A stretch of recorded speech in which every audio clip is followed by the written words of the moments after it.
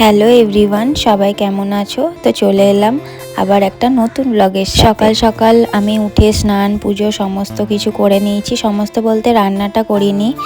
আর দেখো মৌমিকে এবার রেডি করাচ্ছি, কারণ সেদিন ছিল রিপাবলিক ডে আর সেদিন মৌমির স্কুলে প্রোগ্রাম ছিল, ও ডান্সে পার্টিসিপেট করেছিল। এমনিতে মৌমি সাজতে খুব ভালোবাসে, কিন্তু এইভাবে বেশিক্ষণ ধরে সাজালেও বিরক্ত হয়ে যায়।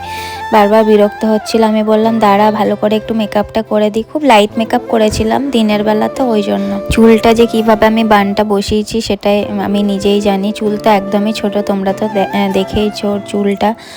তো যাই হোক কোনো রকম ভাবে ওকে রেডি করিয়েছি।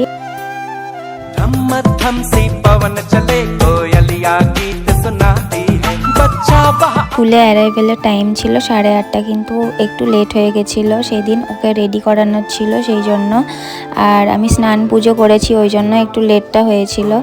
তো যাই হোক পৌঁছে গেছি। তারপর আমাদেরকে কিছুক্ষণ বাইরে ওয়েট করতে হলো, আর ও তো আগেই স্কুলে ঢুকে গেছে। তারপর যখন প্রোগ্রাম স্টার্ট হলো তখন আমরা আবার ভেতরে চলে গেলাম।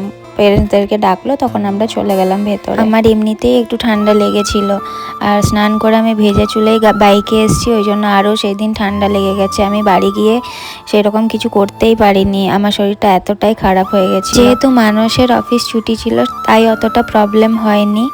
তো তারপর আমরা বাড়ি ফিরে গেলাম। আর বাড়িতে যখন আমরা বাড়ি ফিরি তখন বাজছিল হচ্ছে 11টা। তো তখন তো আর ব্রেকফাস্ট কিছু বানানো সম্ভব না, সেই জন্য মানুষ বললো কচুরি নিয়ে নি, কচুরি খেয়ে নেবো। আমি বললাম ঠিক আছে নিয়ে নাও। আর আমি সকালবেলা এত অয়েলি ফুড খাই না, কিন্তু সেদিন বাধ্য হয়ে খেতে হলো। আমি দুটোই খেয়েছিলাম ছোট ছোট একদম, কিন্তু যাই হোক এগুলো আমি খাই না সকাল সকাল, আমার একটু প্রবলেম হয় ওই জন্য। আর খেতেও আমার অত ভালো লাগে না, মানে সারাদিন আমার গা গোলায় ওরকম একটা ব্যাপার হয়ে যায়। বিকেলবেলা একটু আমাদের সিনেমা দেখতে যাওয়ার প্ল্যান ছিল বর্ডার 2, বাট আমার শরীরটা যেহেতু খারাপ হয়ে গেল সেই জন্য আর যাওয়া হলো না। ভাবলাম বাড়িতে রেস্ট করাটাই বেটার হবে, কারণ অনেক দিন ধরেই আমার ধকল চলছে। মামা বাড়ি গেলাম, এসে আবার সরস্বতী পুজো, ওই করে রেস্টই পাইনি।